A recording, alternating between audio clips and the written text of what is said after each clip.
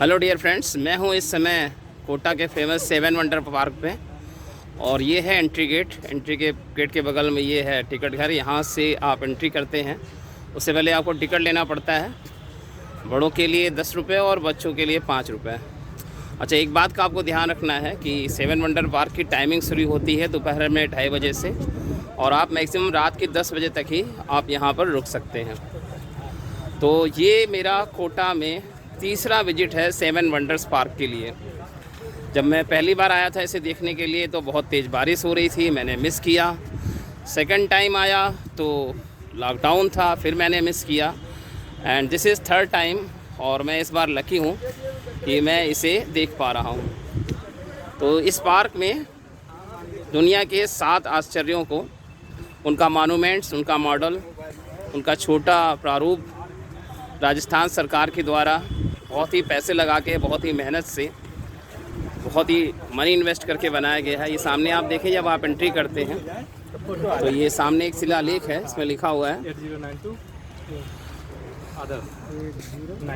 माननीय श्री अशोक गहलोत मुख्यमंत्री राजस्थान सरकार के कर कमलों द्वारा 23 सितंबर 2013 को ये शुरू हुआ। तो जब आप एंट्री करते हैं इस पार्क में, एक व्यू लेते हैं, सर्कुलर व्यू लेते हैं इस पार्क का। सामने ये एंट्री गेट। और आज जो है नीट का एग्ज़ाम है, तो आपको उतनी भीड़ नहीं दिखाई देगी, थोड़ा दोपहर का टाइम भी है। आप रेगुलर डेज में आएँ जब कोई एग्ज़ाम वगैरह ना हो, और शाम के टाइम आए तो काफ़ी भीड़ भाड़ रहती है यहाँ। अक्सर स्टूडेंट से ये गुलजार रहता है। तो एंट्री लेते ही सबसे पहले आपको दिखाई देता है कोलिसियम। अब यहाँ पर पुराने ज़माने में जो तानाशाह होते थे, राजा महाराजा लोग होते थे, तो उन्होंने अपने मनोरंजन के लिए इसे बनवाया हुआ था। और बड़ी ही खून भरी दास्तान है इसकी। यहाँ पे वो अपने गुलामों को ट्रेनिंग देते थे और उनसे तरह तरह के शारीरिक प्रदर्शन, जो आजकल के ओलंपिक हैं, कुछ कुछ वैसा ही जो है, उसी तरह से अपने मनोरंजन के लिए तरह तरह के खेल कूद करवाया करते थे। और बहुत ही ख़तरनाक, बहुत ही मानव शरीर के लिए नुकसानदायक, वायलेंस और ब्लड से भरे हुए गेम होते थे। अक्सर खिलाड़ियों की इसमें मौत भी हो जाया करती थी। तो बहुत ही दर्दनाक इसकी दास्तान है। लेकिन खैर, उस ज़माने में जब इसे बनाया गया था तो उस ज़माने की टेक्नोलॉजी के हिसाब से ये एक बहुत ही बड़ी उपलब्धि मानी गई थी। तो एंट्री करते ही सबसे पहले आप इससे रूबरू होते हैं, कोलिसियम से। सामने जो आप देख रहे हैं, ये छोटी छोटी झाड़ियों और पेड़ के पीछे, छोटे से मंदिर के पीछे एक बहुत बड़ी लेक है। तो बहुत ही सुंदर पार्क है ये, और कोटा में बहुत फेमस है। थोड़ा सा मैं आपको लेक दिखाऊं, कितनी बड़ी लेक है ये। मैंने पिछली बार एक वीडियो बनाया था, तो मैं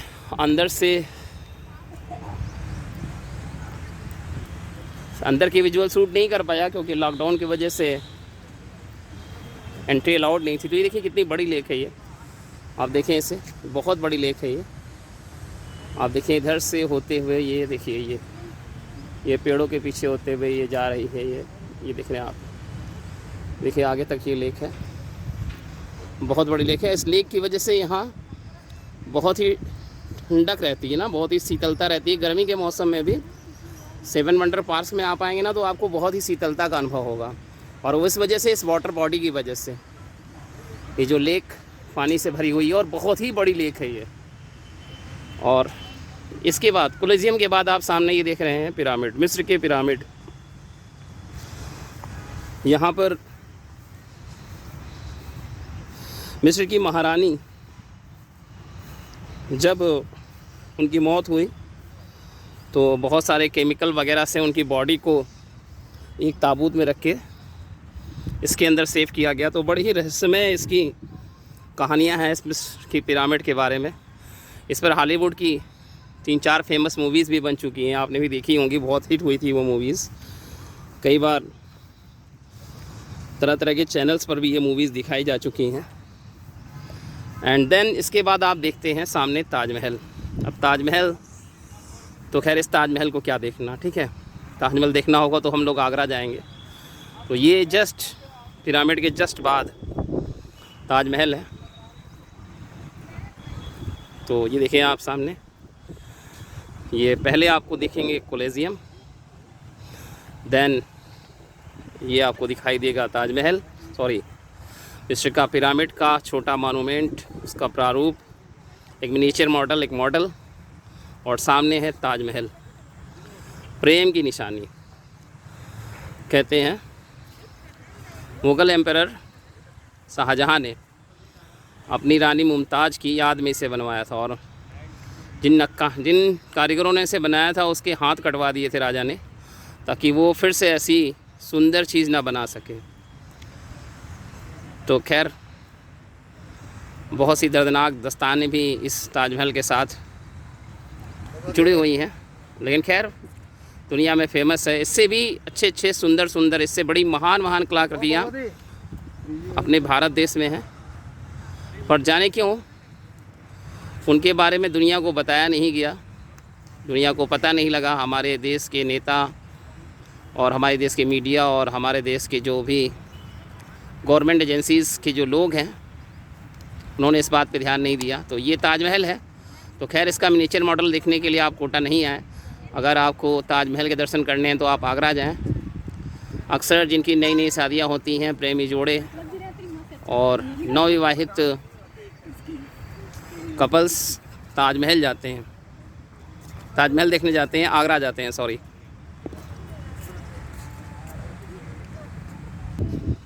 फ्रेंड्स, यहाँ हर मॉन्यूमेंट के सामने एक शिलालेख लगा हुआ है, उसमें उस मॉन्यूमेंट के बारे में थोड़ा बहुत इंट्रोडक्शन दिया गया है। तो ये मिस्र के विशाल पिरामिड के बारे में ये इंट्रोडक्शन है, आप देख सकते हैं इसको। एक तरफ हिंदी में, जो भारत देश के नागरिक हैं जो हिंदी समझते हैं, और दूसरा ये विदेशियों के लिए इंग्लिश में भी लिखा है, या कुछ अपने देश में ऐसे भी लोग हैं जो हिंदी पसंद नहीं करते हैं, ये दुर्भाग्य है देश का, तो उनके लिए भाई ये इंग्लिश में भी लिखा हुआ है। उन अंग्रेज़ की औलादों के लिए ये इंग्लिश में भी लिखा हुआ है। हिंदी पसंद नहीं है तो भाई इंग्लिश में पढ़ लो। लोहे का ब्रिज, आयरन ब्रिज, और अभी इसमें एंट्री अलाउड नहीं है, इसमें बैरिकेडिंग कर दी गई है। वैसे पहले ये बैरिकेडिंग नहीं थी, लोग यहाँ इस ब्रिज पर भी विज़िट करते थे, इसका एंजॉय करते थे। और ये सामने देख रहे हैं राजस्थानी शैली में एक छोटा सा सेट टाइप बनाया गया है। अब मौसम बहुत सुहावना होता जा रहा है, धीरे धीरे धूप कम हो रही है, शाम का समय हो रहा है, लोग इस पार्क में घूमने आ रहे हैं। स्टूडेंट तो खैर नहीं आ रहे हैं, जैसा कि आज नीट का एग्ज़ाम है, तो सभी बच्चे, ज़्यादातर बच्चे, चूँकि इस समय मेडिकल सेक्टर इंडिया में ज़्यादा बूम कर रहा है। और ये सामने जो आप देख रहे हैं ये है स्टैचू ऑफ लिबर्टी, अमेरिका की आज़ादी का प्रतीक। एक लेडी हाथ में टार्च लिए हुए, बहुत फेमस है ये अमेरिका में, अमेरिका की आज़ादी का प्रतीक है ये भी दुनिया के 7 आश्चर्यों में शामिल है। देखते हैं इसे थोड़ा पास से।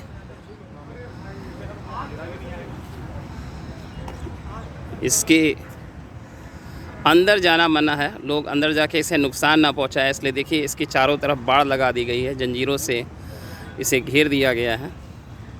आइए पढ़ते हैं इसके बारे में शिलालेख में क्या लिखा है। वैसे तो हमें पता ही है कि ये अमेरिका की आज़ादी का प्रतीक है। ये लेडी हाथ में टार्च लिए हुए और एक हाथ में किताब। देखिए इसके बारे में आप पढ़ सकते हैं, शिलालेख में यहाँ लिखा हुआ है हिंदी में।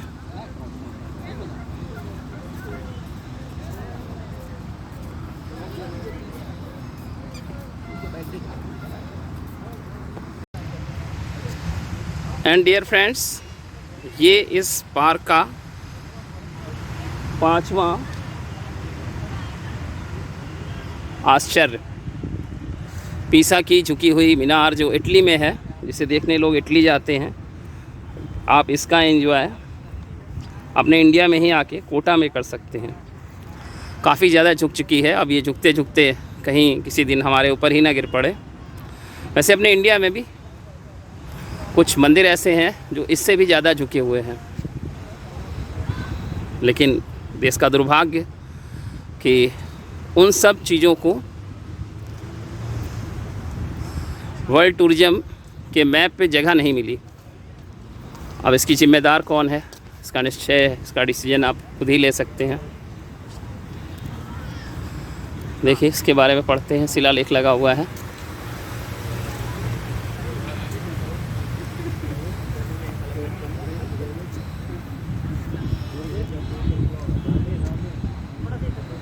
आपको सामने दिखाई दे रही है एफिल टावर।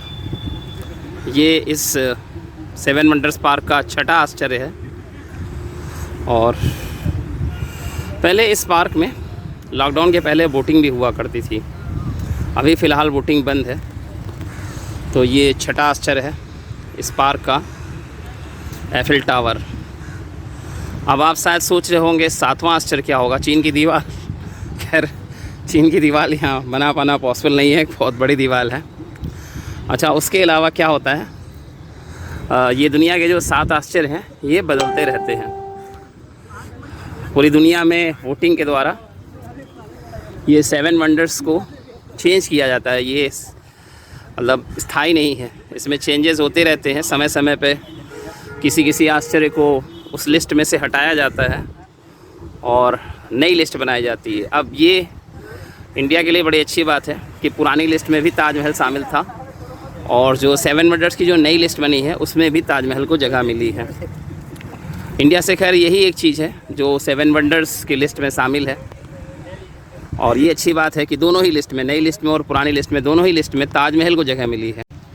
ये ब्राज़ील के रियो द जेनेरियो में ये एक स्टैचू बना हुआ है जिसे दुनिया की सबसे ऊंची मूर्तियों में से एक माना जाता है।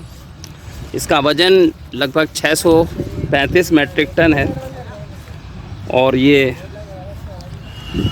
ईसा मसीह की मूर्ति है जो ईसाई धर्म का एक प्रतीक बन चुकी है।